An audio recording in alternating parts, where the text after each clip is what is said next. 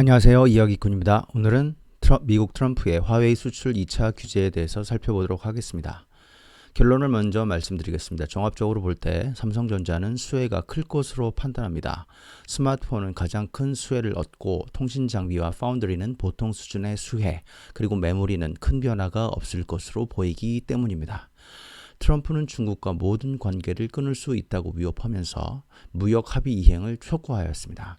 이는 중국에 대한 트럼프 대통령의 발언 가운데 가장 강도가 높은 것으로 평가됩니다. 기존에 미국 기업이 자국 내에서 만든 반도체를 화웨이에 수출할 때 미 상무부 승인을 받도록 수출 규제를 취했습니다. 그러나 한 단계 더 나아가서 미국 기술을 사용하는 해외 기업들도 화웨이 기술 및 반도체를 수출할 때마다 미 상무부 승인을 받도록 수출 규정을 개정하였습니다. TSMC, 인텔, 퀄컴, 애플, 보잉 등의 부정적 영향을 예측하는 의견이 많습니다. 반도체와 최종 세트는 설계 소프트웨어, 전공정, 후공정, PCB 보드 및 소프트웨어 단계를 모두 거쳐야 합니다. 모든 과정에 미국과 일본의 기업들이 독점하고 있습니다. 미국의 원천 기술 및 소재 장비 소프트웨어가 없으면 반도체 설계와 제조가 불가능합니다. 반도체를 만들 수도 없을 뿐만 아니라 만들어진 반도체를 쓸 수도 없게 됩니다. 인텔의 CPU와 퀄컴의 5G 모뎀뿐만 아니라 반도체 자체의 모든 공급이 끊기게 됩니다. 왜냐하면 현재 만들어진 반도체 중에 미국 기업의 반도체 설계 소프트웨어와 제조 장비, 그리고 관련 소재 등을 쓰지 않고 제조될 수 있는 반도체가 없기 때문입니다. 화웨이는 중국 내수 목적이 아닌 수출 목적의 통신 장비와 스마트폰을 전혀 만들 수 없게 됩니다. 게다가 5월 15일 별도로 통신 장비의 미국 내 판매 금지 행정명령을 내년 5월까지 1년 연장하였습니다. 화웨이와 ZTE가 미국 5G 통신망에 접근하는 것을 막는 조치입니다. 반도체 등 미국 기술을 사용하는 모든 제품에 수출 규제가 갈 경우 통신 장비를 만들고 수출할 수 없게 되기 때문에 이 조치는 이미 만들어진 통신 장비의 수출을 막는 보완책입니다. 올해 미국 대선이 있기 때문에 미국 대통령은 미국 경제에 부정적 영향이 가는 조치는 가능한 피하는 정책을 취하기 마련입니다. 그러나 코로나19로 인해 집권 공화당의 지지율이 민주당에 비해 크게 떨어지자 상황을 역전하기 위해 무리수를 두고 있는 것으로 판단됩니다. 미국 유권자의 고통과 분노를 중국으로 돌리는 게 트럼프가 유리하다고 보는 것입니다. 중국이 대응할 수 있는 조치는 먼저 미국에 대한 블랙리스트를 활성화하여 애플, 퀄컴, 인텔, 시스코 등을 규제하고 보잉 항공기 구매를 중단할 것으로 맞설 것으로 보입니다. 그렇다면 지난 1월 15일 체결된 제1단계 무역 합의는 다시 원점으로 돌아갈 것입니다. 이번에는 미국 대선 시즌임에도 불구하고 이러한 조치가 립 서비스에 그치지 않고 심각하게 진행된다면 화웨이 수출 규제가 한국 기술 업종에 미치는 영향이 어떻게 될지 살펴보도록 하겠습니다.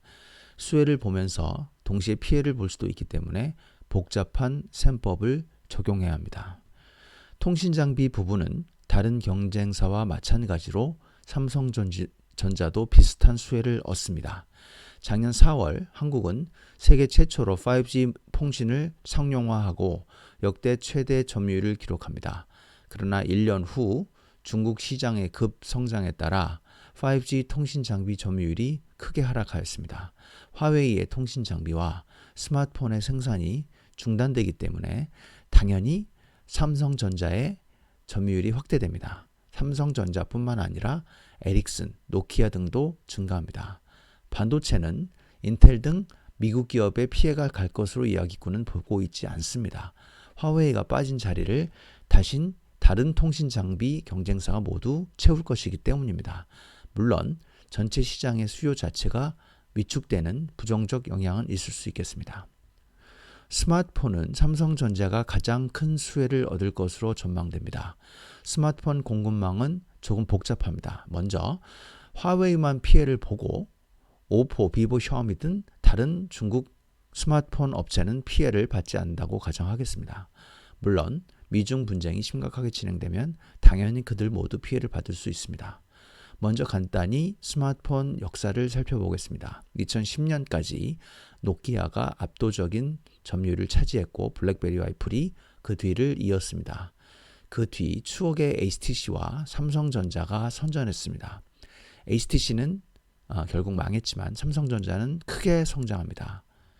결국 노키아는 몰락했고 삼성전자와 애플이 시장을 양분합니다. 여기에 화웨이가 2010년대 중반부터 점차적으로 시장 점유율을 늘려가면서 존재감을 드러냅니다. 2018년 이후 세 업체는 서로 이리저리를 경쟁하는 수준까지 도달합니다.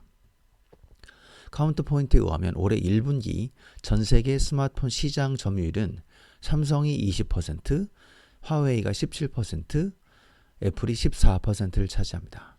5G 스마트폰은 삼성전자와 화웨이가 과점하고 있습니다. 해외 시장은 삼성전자가 가장 큰 수혜를 받을 것입니다. 화웨이가 미국 규제로 구글을 탑재하지 못하자 작년 4분기 삼성전자 스마트폰의 유럽 시장 점유율이 2% 상승했던 전례가 있습니다. 애플은 중국의 보복 조치로 인해 수혜를 받는 만큼 피해도 받을 것으로 보입니다. 중국 내수는 미국 규제와 무관하며 오히려 화웨이 수출 규제는 중국인들의 애국심을 자극해 화웨이 외 다른 중국 제품의 점유율이 상승할 가능성이 큽니다.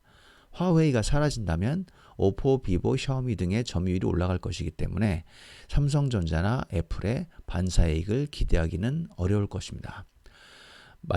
파운드리는 삼성전자의 수혜가 기대되나 제한적이며 삼성전자의 수혜보다는 TSMC의 단기 실적 악화가 예상되기 때문에 간접 수혜를 본다고 할 수 있겠습니다.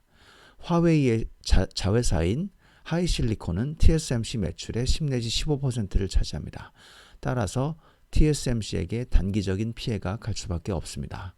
TSMC는 하이실리콘 양산을 위해 미국의 반도체 공장 투자를 하겠다며 그동안 공을 들었습니다. 그러나 통신장비 외 수출 규제가 현실화되면 TSMC는 난처한 입장에 처하게 됩니다. 하이실리콘이 빠지는 대신 삼성, 오포, 비보, 샤오미의 칩을 공급하는 퀄컴의 수주가 늘어납니다. 마찬가지로 퀄컴 및 엑시노스를 모두 쓰는 삼성전자 갤럭시 시리즈의 물량이 늘어나기 때문에 삼성전자의 파운드리 물량도 늘어날 수밖에 없습니다.